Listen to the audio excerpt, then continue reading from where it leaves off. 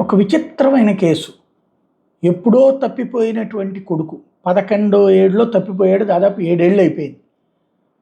అతనికి మతిస్థిమితం లేక వెళ్ళిపోయాడు. అతను కాస్త భర్త చనిపోవడం, బిడ్డ దూరం అయిపోవడంతో బాధపడుతూ తన పనేదో తను చేసుకుంటున్న ఆ మహిళకి రేషన్ షాప్కి వెళ్తే రేషన్ ఆల్రెడీ ఎవరో ఫింగర్ వేసేసి తంబేసేసి మరి నీ రేషన్ తీసేసుకున్నారు అన్నారు. అట్లట్లా అని చెప్పేసి అమ్మాయి కంప్లైంట్ చేస్తే ఆ తంబు వేసింది వేరే ప్రాంతంలో అని తేలింది.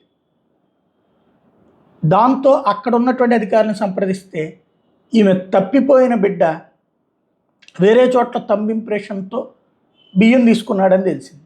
దీంతో ఆ బిడ్డను తీసుకొచ్చి అందించిన ఘనత. ఇది భలే విచిత్రమైనటువంటి కేసు. తమ రేషన్ బియ్యం ఎవరో తీసుకున్నారని పోలీసులను ఆశ్రయించిన తల్లికి తప్పిపోయిన కొడుకు దొరికాడు. 11 ఏళ్ల వయసులో తప్పిపోయిన కుమారుడు ఆచూకీ ఇప్పుడు 18 ఏళ్ల వయసులో లభించింది.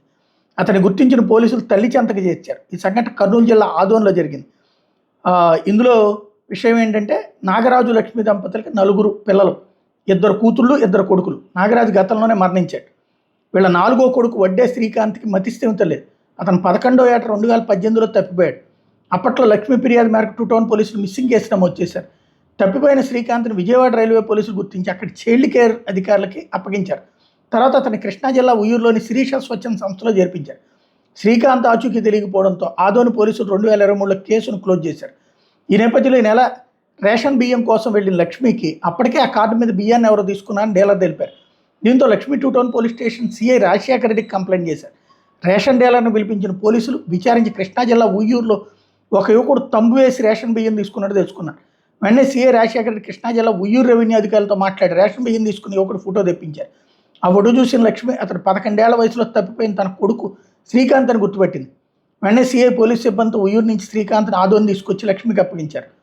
ఇక్కడ అసలు విషయం ఏంటంటే ఇతని దగ్గర రేషన్ కార్డు లేదు, కానీ అతను తంబేస్తే బియ్యం ఇచ్చేశారు ఉయ్యూరులో. ఆ తంబు కారణంగా ఇక్కడ ఈ అబ్బాయి దొరికాడు. అసలు అట్లెట్లా ఇచ్చారన్నదే ఇక్కడ $1 మిలియన్ ప్రశ్న.